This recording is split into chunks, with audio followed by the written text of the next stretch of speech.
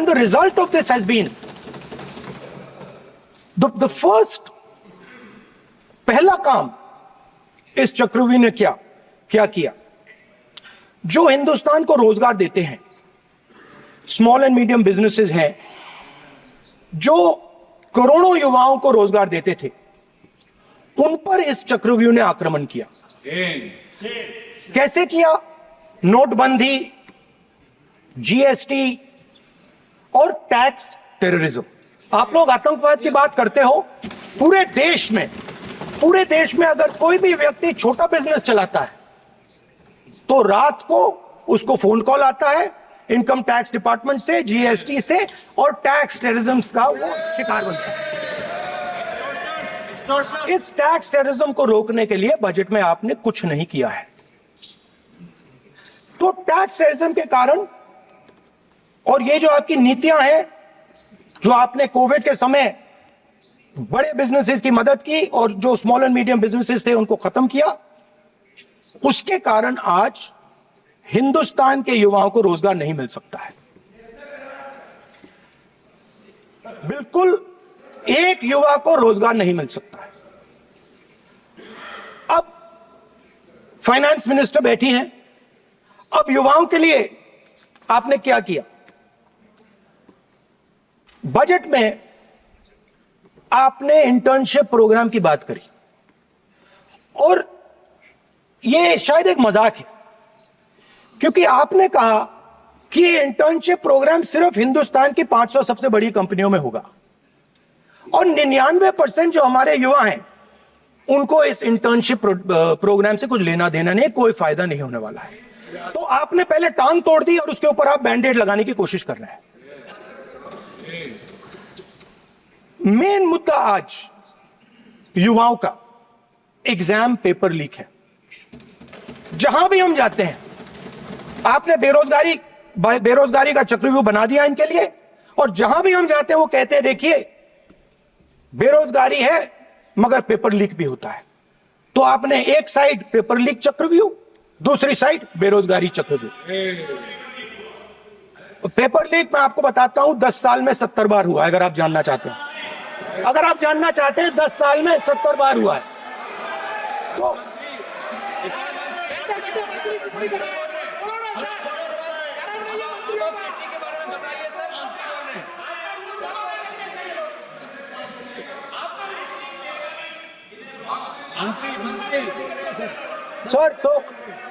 Sir तो paper leak के बारे में फाइनेंस मिनिस्टर ने बजट में एक शब्द नहीं कहा है। युवाओं के लिए पेपर लीक सबसे जरूरी मुद्दा है, उन्होंने एक शब्द नहीं कहा है पेपर लीक के बारे में। एक बार उन्होंने पेपर लीक नहीं कहा, और उल्टा जो एजुकेशन बजट में पैसा देना चाहिए था वो आपने 20 साल में सबसे कम पैसा दिया है। 2.5% of budget is gone to education. Sir दूसरी तरफ आपने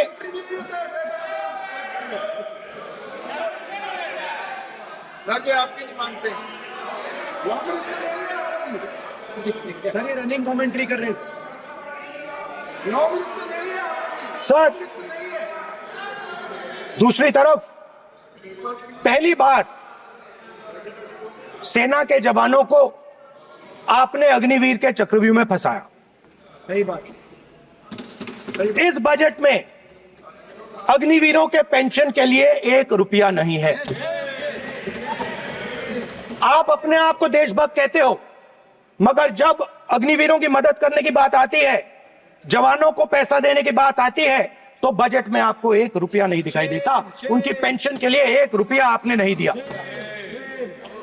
तो उनको आपने अग्निवीर के चक्रव्यूह में फंसाया।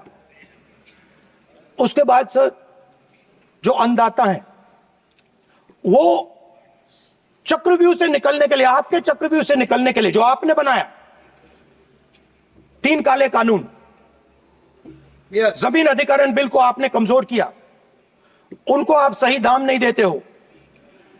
इस चक्रव्यूह से निकलने के लिए उन्होंने आपसे सिर्फ एक चीज मांगी है, दो चीजें नहीं मांगी है, सिर्फ एक चीज मांगी है। उन्होंने कहा है कि हमें लीगल गारंटीड एमएसपी दे दें।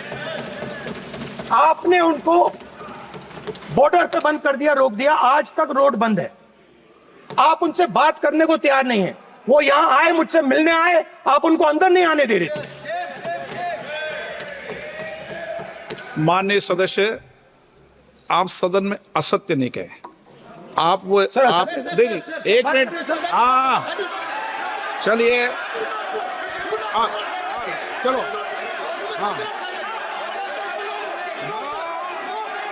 हाँ नो नो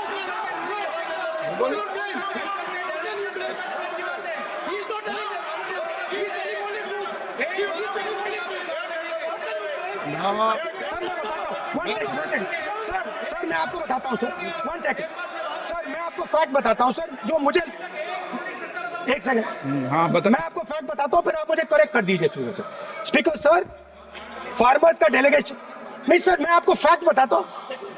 पर आपके माननीय सदस्यों को कह दें वो सदन पर आरोप नहीं लगाए। रिपोर्ट से बोलता हूँ मैं, बिना रिपोर्ट के नहीं बोलता हूँ। हाँ बोलिए, बोलिए, उनको बोलने दीजिए, उनको बोलने दीजिए, आप बोलने दीजिए उनको, बोले, वो बोले, बताएं, वो बताएं, मैं बताऊंगा। Speaker sir 1 second, speaker sir मैं आपको बताता हूं जो जो जो मुझे प्लीज, मालूम है। प्लीज। स्पीकर सर मैं आपको बताता हूं। बैठिए। स्पीकर सर हुआ क्या, वहां पे सर मुझसे मिलने एक फार्मर का डेलीगेशन आया। मुझे बताया गया कि फार्मर के डेलीगेशन को अंदर नहीं आने देंगे। मैं उनसे मिलने जब गया तब उनको अंदर आने दिया गया था। सर ये फैक्ट है सर।